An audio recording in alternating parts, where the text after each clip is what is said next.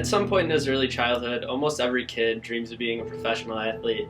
And that phase for me happened. It lasted a little bit. I thought I was a great baseball player. Didn't even end up playing in high school though, so there was that. But my dream quickly transitioned to talking about professional athletes, a little different than most kids.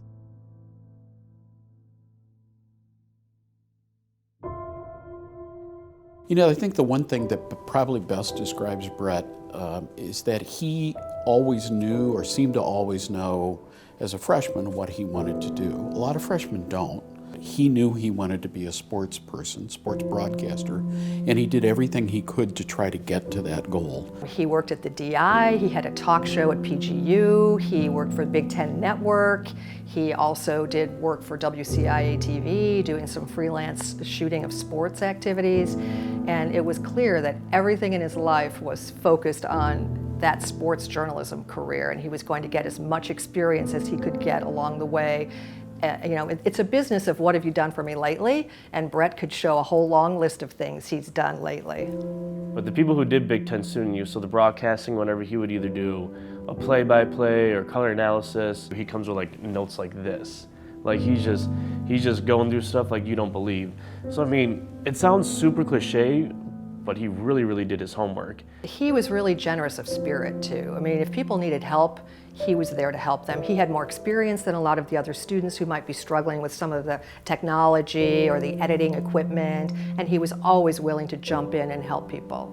Because when you love sports, or when you're on the call, or when you're on the air, when the red light goes up, you could just feel the adrenaline in the room. And every time before we did the radio show, he had his "All right, boys, let's do a radio show" saying, like, that was his nonstop every Monday at 5:58, 5:59. You just felt it in the room that he was definitely gonna help guide the ship and make sure that what we were doing it right. I hope his legacy is that other students will see the example he set as decide what you want to be on a mission, be focused, and do things that help you reach your goal.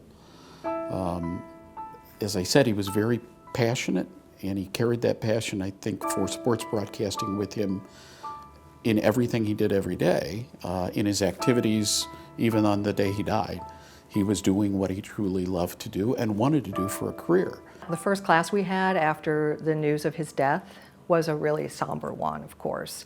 Everyone was saddened at the news, but when students I invited students to talk about him and their feelings about his death, and to a person, they really were inspired by him, and they talked a lot about that. I mean, certainly there was a heavy feeling of loss, but there was also this kind of bright light that Brett left in the room of inspiring others, of the passion being infectious. I think the one thing that a scholarship in Brett's name can accomplish is, so many scholarships are awarded for academic reasons, for accomplishments. He had a zest and a zeal and a true passion for journalism, sports journalism in his case, and I think the scholarship could certainly reward other people like him that have that zeal for what they want to do. I think the fact that the scholarship fund was that so much money was collected so quickly is a true testament to the impact that Brett has had. And I think that that's going to be his legacy, that he was focused, he was passionate, and that passion was infectious in a classroom, infectious at PGU, infectious at the DI. Wherever he went, that passion came through, and I think that that legacy will live on. Like I've been told so many times in the past, and I've told people throughout my journey, which hasn't been easy. It's been a lot of up and down, but there's not much better than being paid to watch sports, and that's exactly what I've been lucky enough to do for my whole life, pretty much. And I'm so thankful for that, and so thankful for what I've been presented with today. So thank you all very much.